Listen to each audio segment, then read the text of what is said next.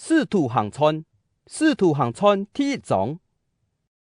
提阿非罗先生，在我所写的第一本书底背，我已经将耶稣的一切事情、老教训，对其开始工作，到其书接升天的日，全部讲过。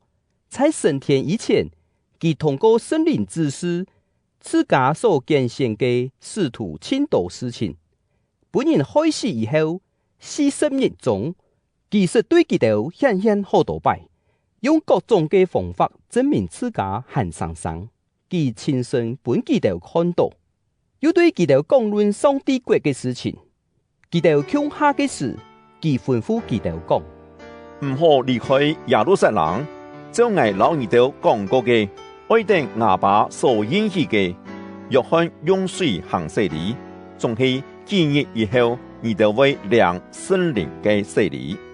使徒老耶稣70嘅时，问耶稣讲：主啊，列下你爱恢复以色列国嘅主权系无？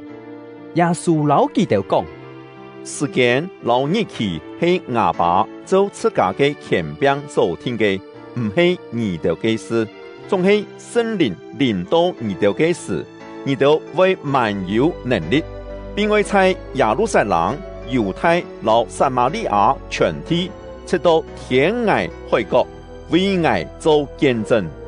講了這句話，耶穌在基督嘅注目中書接升天。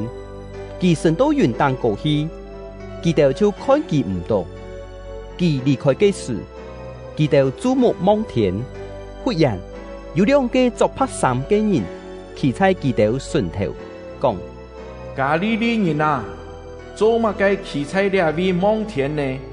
那個離開你度書接升天嘅耶穌，你都看到佢樣板升天，佢也會按樣倒轉來。使徒就對橄欖山轉耶路撒冷去。橄欖山離上無幾遠，約有1公里。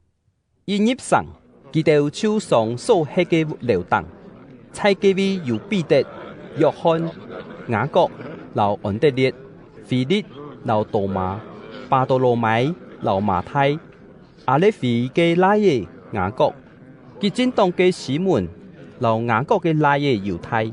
基督常常向下同心祈禱，當中也有幾個婦人家，耶穌嘅阿妹瑪利亞，並耶穌基督老太。過了幾日，有信徒嘅聚會，約有123參加。彼得起來講：各位兄弟，聖靈通過大衛嘅災，在聖經所預言，關係猶太帶人作耶穌嘅事，一定要實現。猶太本來受揀選來分擔外道嘅工作，係外道當中嘅一個。猶太用其作惡所得嘅錢，買一塊田，在嗰位其顛倒頭撲下來，盜掠長流獻死。喺在耶路撒冷嘅人，全部又聽到了件事，所以用基督嘅話，喊嗰塊地做亞結太馬。意思就係血田，就像詩篇所寫嘅，眼見嘅處所荒涼特，無人吃菜嘅地步。又有一句寫定講，眼僻人得其嘅職分。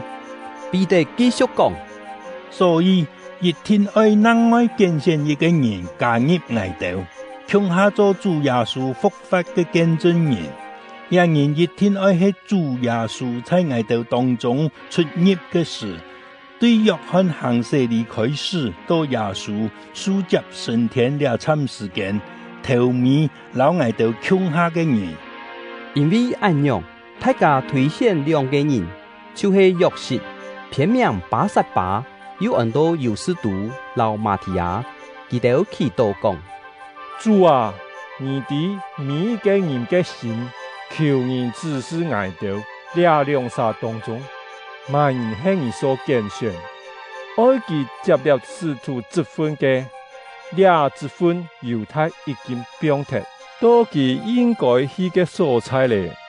講了這句話，基督就出簽嘅，在兩沙當中抽出馬提亞來，佢就留其他11沙向下宣做使徒。